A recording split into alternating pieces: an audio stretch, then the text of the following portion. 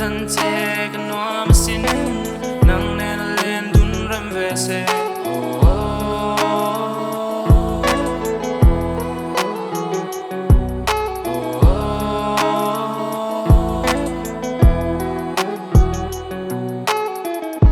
Khuanun engtin hian duan big themo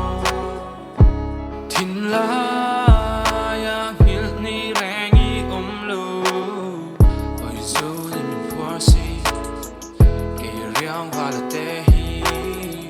Lengdang reng ka hoi thei mawlh lo i lam chauh lo chu Hlim tan lengdun lunglawm kim ve na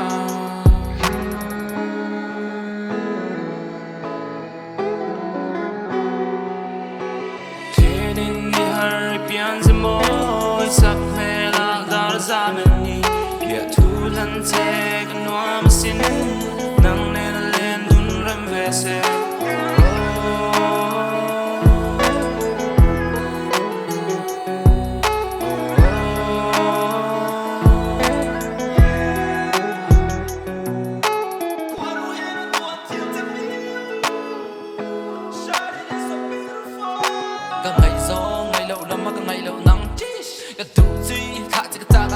Fun.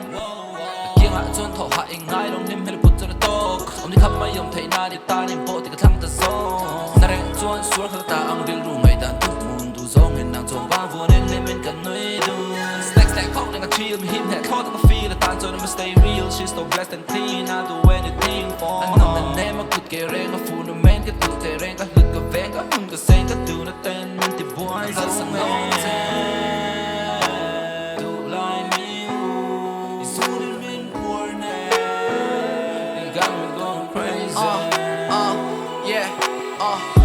Na pal sia Thlir ni na har nia oi na ber guang ri moi chit tin ka mang tian ti ti ka siam sia kan biak pathian kia da yang a mer tha biang lo ka vai na biang biak ri moi mangin ka Biahthu nem shi ru ka tin tu shet lo vin ka song to na lua ri gu tin a siam chat tu asin ka hliam na tu ra kin sing nun le ka phe kan han keu le da piang a mu ka rin tha fa la din be na na siam trang asin la chang a fin a moi a nge kal to te zong min ne ang kha na bin ze chia tang ka sim min min ti na chiang ka sim a hin pe kin lung phu trim lung ngoi sin ka thin a rim chau lo la lom ka ton nia sang a sin a ming mu phak re nga om si hian in hlat tak ka chang ka thlir sira ka no lang yem mi mir din ngai to na zong a phir lunglawm a kim ve na nan rum va moi ti hiang ka dir